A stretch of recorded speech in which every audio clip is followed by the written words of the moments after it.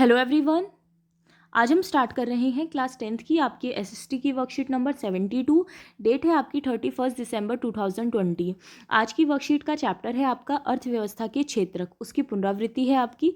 सबसे पहले हम 1 मार्क्स वाले क्वेश्चन सॉल्व करते हैं। फर्स्ट क्वेश्चन है आपका, तृतीयक क्षेत्रक को सेवा क्षेत्रक भी क्यों कहते हैं। इसका आंसर होगा आपका कि तृतीयक क्षेत्रक में किसी वस्तु का निर्माण नहीं किया जाता, बल्कि यह क्षेत्र प्राथमिक और द्वितीयक क्षेत्रक को सेवाएं प्रदान करता है, इसीलिए इसे सेवा क्षेत्रक भी कहा जाता है। जैसा कि आपने चैप्टर में पढ़ा होगा कि हमारे 3 क्षेत्रक होते हैं, एक प्राथमिक, द्वितीयक और तृतीयक। प्राथमिक क्षेत्रक में आपके जितने भी प्राकृतिक वस्तुओं के द्वारा हम जो उत्पादन करते हैं, ठीक है, प्राकृतिक वस्तुओं का जो हम प्रयोग करते हैं उत्पादन के लिए, वो हमारे प्राथमिक क्षेत्रक में आते हैं। और उन चीज़ों का जब विनिर्माण किया जाता है किसी उद्योग में या किसी लघु उद्योग में, किसी फैक्ट्री में, तो उसे द्वितीयक क्षेत्रक में रखा जाता है। और जब उन वस्तुओं को सेवाएं प्रदान की जाती है तो वो तृतीयक क्षेत्रक में आता है। जैसे एग्जाम्पल के लिए हम ले सकते हैं कि कपास की खेती की जा रही है किसी किसान के द्वारा, ठीक है, तो कपास की खेती करना आपका प्राथमिक क्षेत्रक में आ जाएगा। उसके बाद जब उस कपास से, यानी उस कपास से जब आपका कोई कपड़ा तैयार होगा, ठीक है, तो वो कपड़ा कहाँ पे तैयार किया जाएगा, किसी उद्योग में तैयार किया जाएगा, तो वो आ जाता है हमारा द्वितीयक क्षेत्रक में। उसके बाद इस कपड़े को थोक विक्रेता तक या फिर जो खुदरा विक्रेता होते हैं उन तक पहुँचाया जाता है, तो उसे किसी ट्रक के द्वारा या किसी गाड़ी के द्वारा पहुँचाया जाएगा, कुछ लोगों के द्वारा पहुँचाया जाएगा, उससे पहले उसे कहीं पर भंडार करके रखा जाएगा, ठीक है।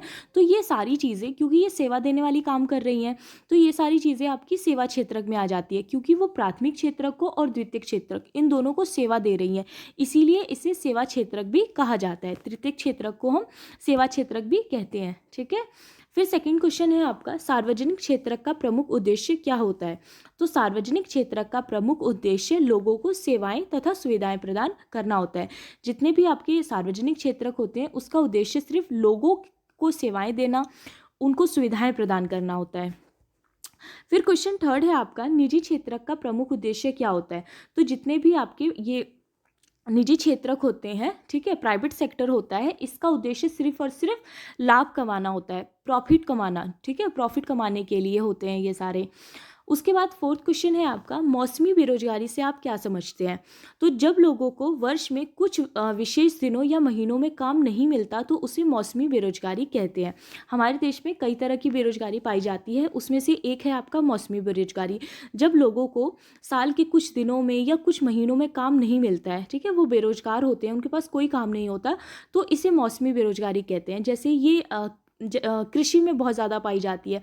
किसानों के पास पूरे साल खेती का काम नहीं होता है, कुछ महीने ऐसे होते हैं जब उनके पास कोई काम नहीं होता है, तो उसे हम मौसमी बेरोजगारी कहेंगे। इसके अलावा आप शहरों में भी देख सकते हैं, बहुत से जो मजदूर होते हैं उनके पास साल भर काम नहीं होता है, ठीक है, कुछ टाइम के लिए या कुछ महीनों के लिए उनके पास कोई काम नहीं होता, तो इसे ही हम मौसमी बेरोजगारी, जो कि मौसम के हिसाब से, मतलब मौसम के साथ होती है, ठीक है।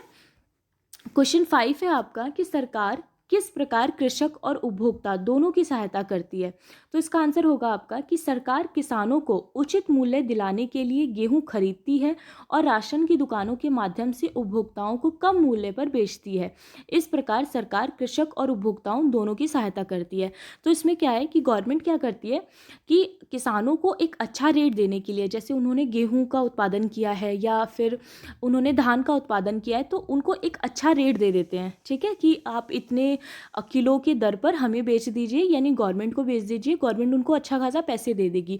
उसके बाद गवर्नमेंट लोगों तक पहुंचाने के लिए, यानी उपभोक्ताओं तक पहुंचाने के लिए उसे कम रेट पर राशन की जो दुकानें होती हैं आपकी, वहां पर भेज देती है, ठीक है, वहाँ से जो दूसरे लोग होंगे उसको कम रेट पर खरीद पाते हैं।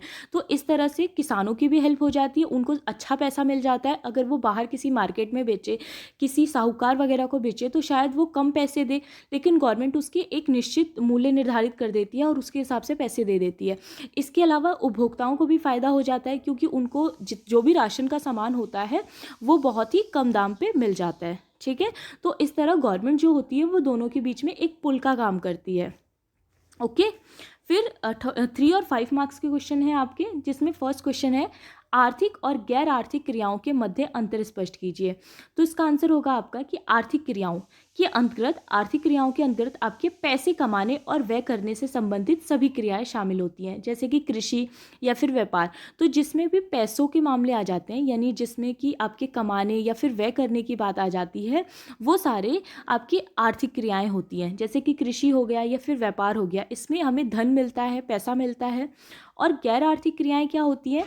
इसके अंतर्गत वे क्रियाएं आती हैं जो प्रत्यक्ष रूप से धन से संबंधित नहीं है, जैसे कि घर का काम करना आदि। ठीक है, जैसे घर के बच्चों को पढ़ाना या घर का काम करना, तो इन सब में पैसों से रिलेटेड कोई चीज़ नहीं होती, तो इसे हम गैर आर्थिक में रखते हैं। और आर्थिक में जिसमें कि पैसे कमाने और व्यय करने की सारी चीज़ें आ जाती हैं।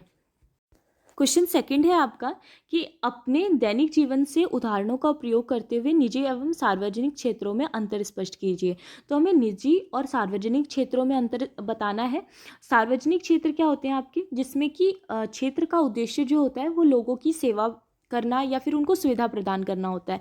लेकिन जितने भी आपके निजी क्षेत्र होते हैं उसका उद्यम लाभ के उद्देश्य से स्थापित किया जाता है। ठीक है, निजी क्षेत्रों का जो उद्देश्य होता है वो सिर्फ और सिर्फ लाभ कमाना होता है। सेकेंड पॉइंट आप लिखेंगे कि सार्वजनिक क्षेत्र में नियंत्रण और रखरखाव सरकार के हाथों में होता है, जबकि निजी क्षेत्र में निजी व्यक्तियों और कंपनियों के द्वारा होता है। तो सार्वजनिक क्षेत्र के जितने भी नियंत्रण होते हैं, जितने भी कंट्रोल होते हैं, जितने भी कामकाज होते हैं, वो सारे गवर्नमेंट के हाथों में आते हैं। लेकिन निजी क्षेत्र में जो निजी व्यक्ति होते हैं या फिर ग्रुप्स होते हैं, कंपनी होती है, उनके हाथों में होता है। सार्वजनिक क्षेत्र के कर्मचारी के पास नौकरी की सुरक्षा के साथ साथ उनकी अधिक वेतन भत्ते और पेंशन आदि की लाभ दिया जाता है, जो निजी क्षेत्र के मामले में अनुपस्थित है। तो सार्वजनिक क्षेत्र में जितने भी कर्मचारी लगे होते हैं उनकी जो जॉब होती है वो परमानेंट होती है। इसके अलावा उनका जो वेतन होता है, सैलरी होती है, वो बहुत अच्छा होता है, पेंशन भी होती है। बल्कि निजी क्षेत्र में ऐसा कुछ नहीं होता। जो जॉब्स होती है वो परमानेंट नहीं होती, सैलरी भी उतनी अच्छी नहीं होती है, पेंशन की भी व्यवस्था नहीं होती। इसके अलावा मेडिकल जो सुविधाएं होती हैं कई सारे क्षेत्र में वो भी नहीं मिलते हैं। ठीक है, क्वेश्चन थर्ड है आपका संगठित और असंगठित क्षेत्र के मध्य अंतर स्पष्ट कीजिए। तो संगठित क्षेत्र के श्रमिकों को रोजगार की सुरक्षा प्राप्त है, जबकि असंगठित क्षेत्र में नौकरी की सुरक्षा नहीं होती। यानी जितने भी संगठित क्षेत्र होते हैं आपके, उसमें रोजगार की जो सुरक्षा होती है वो प्राप्त होती है उन लोगों को, लेकिन असंगठित क्षेत्र में ऐसा नहीं होता है। संगठित क्षेत्र सरकार द्वारा पंजीकृत होते हैं, जबकि असंगठित जो क्षेत्र होते हैं आपके, वो मुख्य रूप से सरकार के नियंत्रण से बाहर होते हैं। संगठित क्षेत्र में वेतन ज़्यादा होता है, वेतन अधिक होता है, लेकिन असंगठित क्षेत्र में वेतन कम होता है। संगठित क्षेत्र में काम करने के घंटे निश्चित होते हैं कि 6 to 8 आवर्स होगा। ठीक है, लेकिन असंगठित क्षेत्र में क्या होता है कि काम करने का कोई समय मतलब अनिश्चित होता है, कोई समय निश्चित नहीं होता। कभी भी मतलब 12 से 13 घंटा या 14 घंटा भी काम करवाया जा सकता है। उसके बाद क्वेश्चन 4 है आपका महात्मा गांधी राष्ट्रीय ग्रामीण रोजगार अधिनियम 2005 मनरेगा के प्रमुख प्रावधानों का उल्लेख कीजिए। तो मनरेगा 2005 का जो प्रावधान था आपका, उसमें क्या चीज़ें आती हैं कि ग्रामीण क्षेत्रों में यानी गांव के जो इलाके होते हैं वहाँ पर उन सभी लोगों को जिनको काम की आवश्यकता है, उन्हें एक वर्ष में 100 दिनों के रोजगार की गारंटी दी जाती है। तो एक साल में जैसे बहुत से लोग होते हैं, बहुत से ऐसे किसान होते हैं जिनके पास काम नहीं होता है, या बहुत से ग्रामीण इलाकों में ऐसे लोग होते हैं जिनके पास काम नहीं होता, तो उनको एक साल के अंदर 100 दिनों की रोजगार की गारंटी दी जाती है। ये हमारा मनरेगा के तहत आता है। यदि सरकार रोजगार देने में विफल रहती है, यानी अगर ऐसा होता है कि किसी गांव में गवर्नमेंट नहीं रोजगार दे पाती है, काम नहीं दे पाती है, तो वह लोगों को बेरोजगारी भत्ते देती है। ठीक है, पैसे देती है उन लोगों को। 33% कार्य महिलाओं के लिए आरक्षित है। मनरेगा का मुख्य उद्देश्य गरीबी को दूर करना है। इसमें भी 33% जो है वो आरक्षण दिया गया है महिलाओं को। और मनरेगा का एकमात्र उद्देश्य है गरीबी को दूर करना, लोगों की सहायता करना। फिर क्वेश्चन 5 है आपका कि भारत में कितने प्रकार की बेरोजगारी पाई जाती है। तो सबसे पहले हम बेरोजगारी समझते हैं कि बेरोजगारी क्या होता है। तो जब कोई व्यक्ति काम करना चाहता है, यानी कोई ऐसा व्यक्ति है जो कि काम करना चाहता है और काम करने के योग्य है। पहला तो वो काम करना चाहता हो, और दूसरा वो काम करने के योग्य भी हो। यानी कि जैसे अगर कोई व्यक्ति है, ठीक है, वो पढ़ा लिखा है और उसको काम नहीं मिल रहा, तो ये हम बेरोजगारी कहेंगे उसको। ठीक है, वो काम करना चाहता है पर उसको काम नहीं मिल रहा।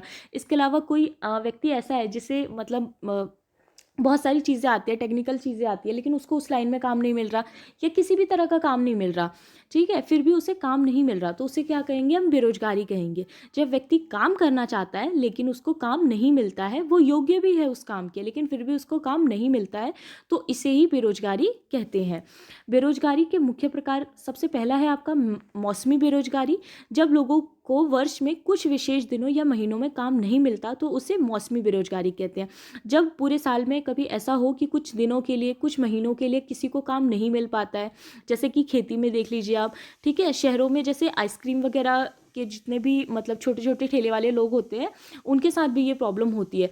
जैसे सर्दियों में उनका काम उतना नहीं चलता है जितना कि गर्मियों में चलता है, ठीक है, बहुत सारे जो लोग होते हैं वो तो बिल्कुल बेरोजगार हो जाते हैं। इसके अलावा बहुत से दिहाड़ी मजदूर भी होते हैं, तो वो सब भी हमारे मौसमी बेरोजगारी में आते हैं, जिनके पास साल में कुछ विशेष दिन या महीने होते हैं जब उनके पास कोई काम नहीं होता है। सेकंड है आपका कि छिपी हुई बेरोजगारी। जब कहीं आवश्यकता से अधिक लोग काम कर रहे हों या योग्यता से कम वेतन प्राप्त कर रहे हों, तो इसे अल्प बेरोजगारी या फिर अल्प बेरोजगारी या फिर छिपी हुई बेरोजगारी कहते हैं। इसमें क्या होता है कि मान लीजिए कि कहीं पर खेती हो रही है, ठीक है, वहाँ पे ज़रूरत 4 लोगों की है, लेकिन एक व्यक्ति एक्स्ट्रा काम कर रहा है। एक व्यक्ति है जो उसमें मतलब उसके पास कोई काम नहीं है, लेकिन फिर भी वो वहाँ पर काम कर रहा है, तो इससे हम छिपी हुई बेरोजगारी कहते हैं, क्योंकि उसकी ज़रूरत तो है नहीं, अगर वो ना भी हो तो भी काम चल जाएगा, ठीक है, लेकिन क्योंकि उसके पास कोई काम नहीं है इस वजह से वो काम कर रहा है, इसीलिए इसे छिपी हुई बेरोजगारी कहते हैं, ठीक है। फिर है आपका शिक्षित बेरोजगारी। तो शिक्षित बेरोजगारी में जैसे कि पढ़े लिखे युवा जिनके पास योग्यता तथा डिग्री है परंतु उनके पास काम नहीं है, इसे शिक्षित बेरोजगारी कहा जाता है। जैसे कोई व्यक्ति है, पढ़ा लिखा है अच्छा खासा, लेकिन उसके पास कोई जॉब नहीं है, तो इसे हम शिक्षित बेरोजगारी कहेंगे। उसके बाद आपके स्रोत के क्वेश्चंस दिए गए हैं। एक स्रोत दिया गया था आपका, जिसका फर्स्ट क्वेश्चन है आपका कि सकल घरेलू उत्पाद से आप क्या समझते हैं। इसका आंसर होगा आपका कि किसी विशेष वर्ष में प्रत्येक क्षेत्र में उत्पादित अंतिम वस्तुओं और सेवाओं के मूल्य के योग को उस देश का सकल घरेलू उत्पाद कहते हैं, जिसे इंग्लिश में जीडीपी कहा जाता है, ठीक है। तो किसी विशेष वर्ष में प्रत्येक क्षेत्र में जितनी भी अंतिम वस्तुएं होती हैं या फिर जो सेवाएं होती हैं, उन सब का जो टोटल किया जाता है उसे ही हम सकल घरेलू उत्पाद या फिर जीडीपी कहते हैं, ठीक है। फिर सेकंड है आपका दोहरी गणना से आप क्या समझते हैं। तो किसी वस्तु के मूल्य की गणना करते हुए अगर कच्चे माल या लागत आदि की 2 बार गणना हो जाती है, कच्चे माल या फिर लागत की 2 बार गणना हो जाती है, तो उसे ही हम दोहरी गणना कहते हैं, ओके। क्वेश्चन थर्ड है आपका अल्प रोजगार से आप क्या समझते हैं। इसका आंसर होगा आपका कि जब कहीं आवश्यकता से अधिक लोग काम कर रहे हों या योग्यता से कम वेतन प्राप्त कर रहे हों, तो इसे ही हम अल्प रोजगार या फिर छिपी हुई बेरोजगारी कहते हैं। जहाँ पे मतलब कम लोगों की ज़रूरत होती है, जैसे अभी हमने डिस्कस किया कि जहाँ पे कम लोगों की ज़रूरत होती है लेकिन कुछ लोग एक्स्ट्रा काम कर रहे होते हैं, ठीक है, तो उनकी ज़रूरत है नहीं लेकिन वो फिर भी काम कर रहे हैं, तो इसे ही हम छिपी हुई बेरोजगारी या फिर अल्प रोजगार कहते हैं। क्वेश्चन 4 है आपका कि कृषि में छिपी हुई बेरोजगारी की समस्या को हल करने के लिए उपाय बताइए। तो इसका आंसर होगा कि ग्रामीण क्षेत्र में लघु उद्योगों का, यानी छोटे छोटे जो उद्योग होते हैं उसका विकास करके छिपी हुई बेरोजगारी की समस्या को ख़त्म किया जा सकता है। जैसे टोकरी बनाने के लिए कोई छोटा सा उद्योग शुरू कर दिया जाए, या फिर गुड़ बनाने के लिए छोटा सा उद्योग शुरू कर दिया जाए, तो ऐसे जो उद्योग होते हैं वो इस तरह की छुपी हुई बेरोजगारी को ख़त्म करने का काम कर सकते हैं, ओके।